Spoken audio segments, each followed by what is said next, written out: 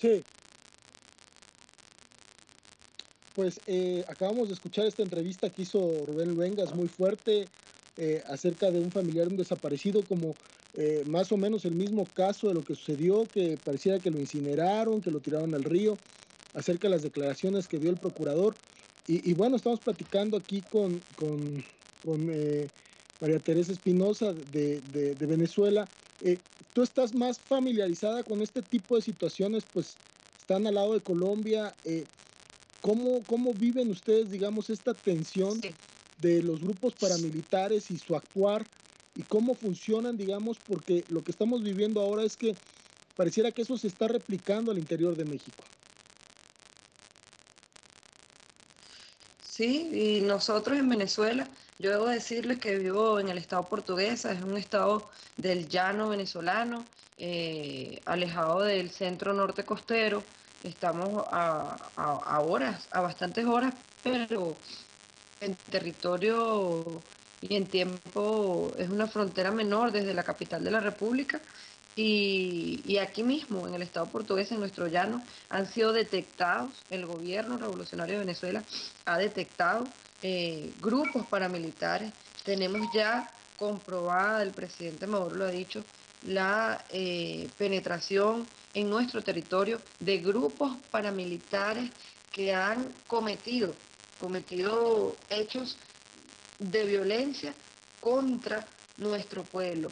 Y no solamente eso, muchas veces no son esas acciones contundentes, esas arremetidas contundentes, sino que es una penetración silenciosa, donde empezamos a ver hechos delictivos que pretenden generar estados de violencia, de inseguridad, de caos en nuestras comunidades, en los lugares donde hacemos vida. Empezamos a ver hechos de violencia que no habían estado presentes en la cultura del venezolano, métodos específicos de delincuencia que sabemos son importadas desde un pueblo que no es responsable de eso, desde un pueblo colombiano que, como pudimos escuchar en ese audio, es víctima también de esa forma que ha usado el imperialismo. Yo insisto, para instrumentalizar el Estado en esa suerte de desgaste histórico y de deslegitimación que ha tenido la democracia burguesa y la crisis que sufre el Estado liberal burgués, han empleado esos métodos de paramilitarizar el Estado.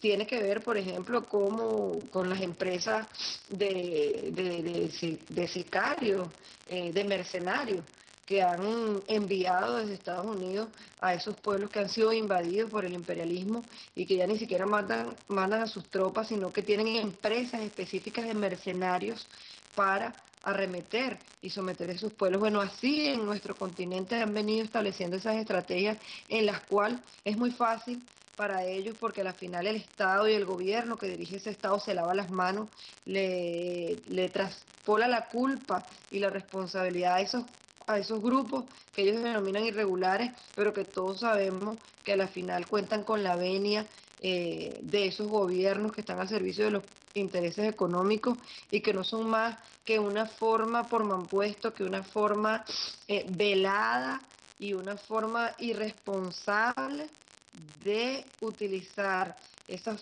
métodos irregulares para generar luchas que, entre comillas, pareciera que son entre el mismo pueblo y que no hay ninguna intervención de esos títeres de los intereses imperialistas. Ya a estas alturas, con testimonios como el colombiano, con hechos develados como el de Ayotzinapa y con lo que nosotros hemos vivido en Venezuela, sabemos perfectamente y los pueblos empiezan a descubrir que no es más que una estratagema más del imperialismo para lavarse las manos y seguir ejerciendo una violencia ilegítima sobre nuestro pueblo. Sí, María Teresa, algo que no hemos mencionado. ¿Sí? Sí, Tania. Creo que Tania se cayó. Eddie, por favor. Sí, Escucho. mencionabas, María, esta parte en la que en Venezuela se ve ya una modificación de el actuar de la delincuencia. Hace poco tuvimos nosotros un programa sobre Guatemala y las desapariciones, y es de llamar la atención cómo precisamente el dominio y el control de los pueblos en Latinoamérica ha utilizado de manera sistemática durante décadas el ejercicio del terror Sí, y de estos cuerpos represivos que hacen una utilización de la violencia muy sádica y muy destructiva.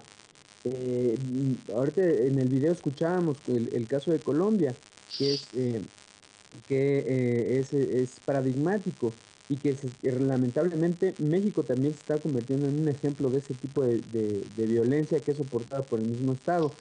En Venezuela podemos ver que sí están enfrentando este peligro, estas amenazas, pero me da la impresión de que la organización del pueblo ha contenido de alguna manera estas expresiones violentas. sí, efectivamente, nosotros la muralla que hemos levantado frente a estos hechos tiene que ver con la organización popular. Nosotros estamos en estos momentos en Venezuela avanzando en estos procesos que hemos denominado de tránsito hacia el Estado comunal. Surgieron organizaciones comunitarias de base como los consejos comunales. Ahorita estamos en pleno proceso de construcción de la comuna, pero en términos políticos hemos constituido esa instancia de encuentro de todas las organizaciones de izquierda, chavistas y revolucionarias, de la cual yo formo parte, por supuesto, que es el Gran Polo Patriótico, donde confluyen todos los partidos políticos desde el Partido Socialista Unido de Venezuela, del cual yo formo parte como militante y que es el partido mayoritario, como todos los demás partidos, el Partido Comunista, Patria para todos los partidos políticos de esa coalición de organizaciones que hemos apoyado al presidente Chávez y que nos organizamos en esa instancia que es el Gran Polo Patriótico. Indiscutiblemente, frente a esa arremetida violencia, hay dos herramientas fundamentales. Una tiene que ver con la conciencia, con la construcción de la conciencia en el seno de nuestro pueblo para saber descifrar las estrategias de la derecha. Y por supuesto que en eso de construir la conciencia, los medios de comunicación son fundamentales. Poder generar medios de comunicación alternativos que comuniquen la verdad que se le oculta al pueblo y no manipulen la conciencia de nuestro pueblo. Y la otra tiene que ver con la organización popular, con la organización de los trabajadores, con la organización de los campesinos, de los jóvenes, de las mujeres. En este momento el pueblo hecho gobierno con el presidente Nicolás Maduro se está organizando en consejos presidenciales por sectores y es lo que nos permite tener corretajes de información, es lo que nos permite activarnos en función de la guerra económica que nosotros estamos atravesando ahorita. Ustedes saben perfectamente, Venezuela es un país que fue sometido durante décadas también a ser improductivo, a ser un país rentista petrolero y estamos tratando de revertir todo eso. La guerra económica ha sido terrible, han seguramente visto noticias, nos han sometido al desabastecimiento, nos han sometido a la especulación, nos han sometido un conjunto a la familia venezolana a situaciones terribles en nuestra sobrevivencia cotidiana. Pero frente a eso, la mejor arma es la dignidad y es la conciencia. Y por eso yo quiero felicitar este trabajo que ustedes están haciendo. No los conozco, no los he visto, pero nos hermana una lucha. Siento que son jóvenes, que somos todos jóvenes y en la medida en que sigamos construyendo espacios como este, es que la esperanza de que finalmente ese mundo inevitable que tiene que llevar, ese mundo ese socialista al que inevitablemente llegaremos porque el curso de la historia así lo dice, sea una realidad más pronto que tarde. Sí, María Teresa, para quizás ir cerrando un poco como el último bloque, a mí me gustaría mencionar un elemento que me parece muy importante en términos comunes con respecto a lo que sucede en Venezuela y lo que sucede en México. Hay un elemento que es sumamente atractivo para el imperialismo que acabas justamente de mencionar, que tiene que ver con los recursos energéticos, ¿no? Venezuela tiene unas reservas impresionantes en términos de petróleo y bueno, en México se acaba de consumar energética, se acaba prácticamente de privatizar, ¿no? El sector energético y se acaban de aprobar cerca de 11 reformas estructurales que pues lo que van a hacer justamente es desproteger todavía aún más al pueblo y despojarlo, ¿no? De lo que digamos que por derecho natural le corresponde, ¿no? Que es el acceso a estos recursos naturales y estos recursos que de alguna manera podrían garantizar digamos que la estabilidad y garantizar también pues la justicia social. Entonces yo quisiera que nos ilustraras un poco en el sentido de qué ha representado la recuperación del petróleo en Venezuela, ¿no? Que en términos sociales, ¿cómo repercute? Porque quizás en México no hemos logrado entender del todo cuál es el valor estratégico de poseer el petróleo y de controlar lo que sucede con esta política tan importante. Entonces, un poquito ver de qué manera esta recuperación de este recurso tan importante ha impactado en la mejora de las condiciones sociales en Venezuela, María Teresa. Sí, mira, sin duda, una de las cosas que nosotros más recordamos a la llegada del presidente Chávez en el año 98 es que el barril de petróleo estaba por unos niveles bajísimos. De hecho, una vez que nosotros logramos la victoria con el presidente Chávez, hace ya casi 15 años, la industria petrolera venezolana, Petróleos de Venezuela, PDVSA, estaba prácticamente al borde de la privatización.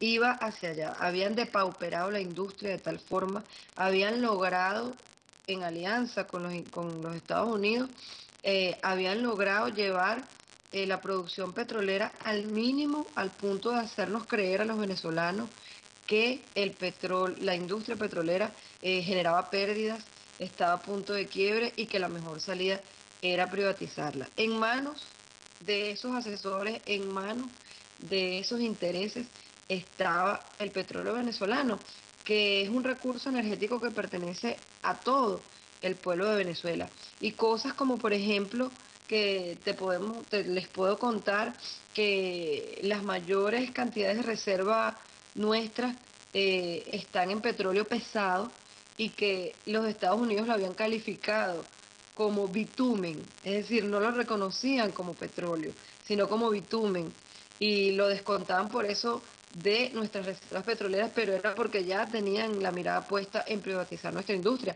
Debo decirles también que cuando el presidente Chávez llega al gobierno, ya había sido privatizada la industria telefónica, había sido privatizado el servicio de electricidad, e íbamos directo también al despeñadero de privatizar la educación. Solo que el pueblo venezolano reaccionó a tiempo, logramos conseguir encontrarnos con ese líder, ese héroe que amamos y amaremos por siempre, que es el comandante Hugo Chávez, y que detuvo esa voracidad capitalista e imperialista que se había apropiado de los recursos y los servicios en Venezuela. De modo que es importante que el pueblo mexicano pueda saber que volver a recuperar la industria petrolera, aquel periplo que hizo el presidente Chávez, que se fue recorrió todos los países miembros de la organización de países exportadores de petróleo, hicimos una cumbre de la OPEP en Venezuela, que era un cartel del petróleo que estaba prácticamente ya anulado y era lo que tenía sometido el petróleo a esos bajos precios. Logramos levantarlo, logramos recuperar el precio del petróleo. ¿Y qué ha ocurrido con esos recursos? Qué bueno, qué excelente pregunta. Nosotros a través de esos recursos logramos desarrollar planes de alfabetización. Llevamos el analfabetismo a cero. Logramos implementar un sistema de salud, compañeros y compañeras, que en cada comunidad, gracias al apoyo, debemos decirlo, del pueblo cubano, del comandante Fidel Castro Ruz y del pueblo cubano, logramos desplegar un sistema de atención en salud gratuito en todas las comunidades. Difícilmente hay una comunidad, un poblado de nuestra patria en el cual no tenga la atención de un médico integral comunitario, que ya son en su mayoría venezolanos porque los hemos formado. Se logró masificar la educación universitaria. Eh, Hemos avanzado en la municipalización de la educación. Todos los jóvenes y los no tan jóvenes venezolanos tienen en este momento garantizado el derecho a la educación. La Fuerza Armada Nacional Bolivariana y todo el servicio de policía está puesto al servicio del pueblo. Es una Fuerza Armada que es un pueblo en armas y que defiende ese mismo pueblo del que forma parte. Y estamos haciendo grandes esfuerzos en algo que es fundamental para un país que tenga petróleo: diversificar la economía, invertir toda la renta petrolera en hacernos un país productivo, en superar el esquema de desarrollo que también los países poderosos le impusieron a la región a través de la sustitución de importaciones, a través de la relación centro-periférica, y que nos convirtió en países que producíamos materia prima, la exportábamos y la volvíamos a comprar procesada por los países industrializados. Bueno, es un tema enorme, es un tema gigantesco. Los milagros que ha hecho la Revolución Bolivariana gracias a usar para el pueblo esos recursos son innumerables, son infinitos, y creo que lo podemos sintetizar en que se dignificó, se le dio la dignidad y se puso por encima de lo económico lo humano y las condiciones de existencia de nuestro pueblo. No tengo duda que en la medida que el movimiento ese que está ahorita vivo en México, que se está despertando, que está avanzando, logre defenestrar a esa derecha títere del imperialismo que está enquistada, surgirá nuevas condiciones y mejores condiciones para el pueblo mexicano. Y por supuesto, inevitable recordar la frase de Allende, que sé que es inspiradora para ustedes: y se abrirán entonces las grandes alamedas por donde cruzará el hombre y la mujer nuevos y libres. Muchas gracias, María Teresa. No, María Teresa, en verdad, pues creo que el haberte contactado, no habíamos hablado, no habíamos platicado, pero eh, hay varias coincidencias y creo que muy importante el que justo lo que estamos viviendo ahora es una tragedia, esta desaparición. Nosotros exigimos la presentación con vida a los compañeros de Ayotzinapa, a los normalistas, pero también abrir una posibilidad de un camino de que hay otra alternativa, o sea, hay una alternativa a lo que se está viviendo. Y no tenemos que Sí, mirar hacia el norte, tenemos que mirar hacia el sur para darnos cuenta así que es. los pueblos han podido salir adelante, han podido revertir todos estos procesos tan negativos. Eh, a mí me llena de corazón escucharte, escuchar hoy escuchaba a Piedad Córdoba, lo que había hecho en el acto de Colombia, lo que hicieron las madres y las abuelas de Plaza de Mayo en Argentina, salir a exigir la presentación con vida de los desaparecidos. Ahorita nos vamos a despedir con un video de la Universidad de Historia de ahí de Guatemala, en donde exigen también lo mismo. Creo que este sentimiento latinoamericano está resurgiendo como un apoyo de solidaridad a esta tragedia, pero que no solo corresponde a México. Creo que es lo que estamos viviendo, es que este dolor está en América Latina, pero que también hay una dignidad que se está organizando y que puede salir adelante. Me dio mucho Sí, gusto platicar contigo. La verdad, te pedimos, ojalá y podamos seguir platicando en alguna otra ocasión, eh, seguro. que nos platiques más acerca de este proceso que está pasando en Venezuela. Y te agradezco de corazón tu intervención. Nos tenemos que ir, ya hemos cumplido con la hora del programa. Y pues nada más para despedirte, Tania, Eddie, algunas palabras. No, nada más No, muchas gracias. Sí, agradecer el tiempo. sí, muchas gracias también, Y María. bueno, pues agradezco mucho a Diana Maya, que nos ayuda en las redes sociales, Citlali Moreno, nuestra continuista, nuestro productor, Carlos Garza. Y bueno, pues María Teresa Espinosa, nuestra invitada especial desde Venezuela, muchas gracias. Gracias a ustedes, No sé si hermanos quisieras y agregar hermanas. algo. Muchas gracias. Gracias. Y bueno, esto ha sido un programa más de Alameda 67. Los dejamos con un video muy impactante de los universitarios, en donde hablan que Ayotzinapa también es su dolor. Y muchas gracias a todos por acompañarnos el día de hoy. Eddie Hernández, Tania Arroyo y César Iglesias. Muchísimas gracias. Nos vemos el próximo jueves, 10:30 de la noche.